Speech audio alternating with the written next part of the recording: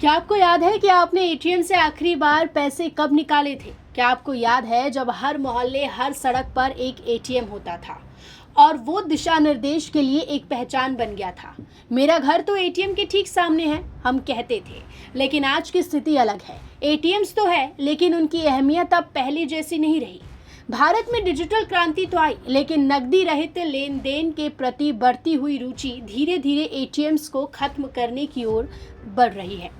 आइए थोड़ा पीछे चलते हैं। 1980 के दशक में भारत में पहला एटीएम 1987 में HSBC द्वारा मुंबई में स्थापित किया गया था।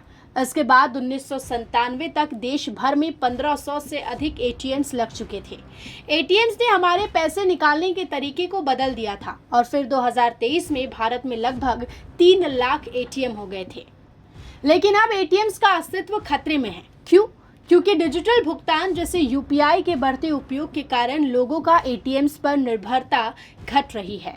यही कारण है कि अब एटीएम्स बंद हो रहे हैं।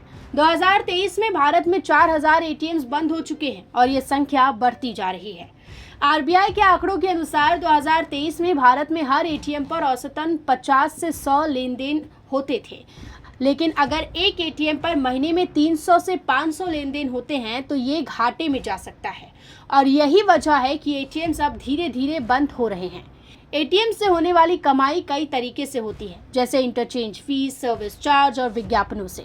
जब कोई ग्राहक दूसरे बैंक के एटीएम से पैसे निकालता है तो उसका बैंक एटीएम ऑपरेटर को एक छोटी सी फीस देता है। आरबीआई के अनुसार प्रत्येक नगद निकासी पर 17 रुपये और गैर नगद लेन देन पर 6 रुपये तक की इंटरचेंज फीस मिलती है। इसके अलावा एटीएम पर सर्विस चार्ज भी वसूला जाता है, जो 20 रुपये से 21 रुपये तक होता है। एटीएम संचालन का खर्चा भी बढ़ रहा है। एक एटीएम लगाने में 2 से 5 लाख रुपए तक खर्च आता है, जबकि उसके रखरखाव पर हर महीने 20,000 रुपए से 50,000 रुपए तक खर्च होता है।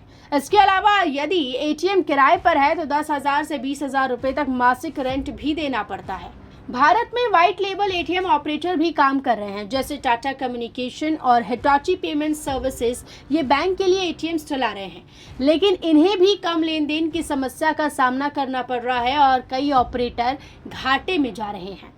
वर्तमान में भारत में व्हाइट लेबल एटीएम ऑपरेटर्स के पास 25,000 से अधिक एटीएम है, लेकिन बढ़ती लागत और कम लेन देन के कारण कई ऑपरेटर्स घाटे में चल रहे हैं। तो क्या एटीएम्स का भविष्य अब खत्म हो चुका है? क्या ये सिर्फ एक याद बनकर रह जाएंगे या फिर डिजिटल लेन देन की क्रांति के साथ एटीएम्स को एक नई दिशा मिलेगी? ये समय ही बताएगा।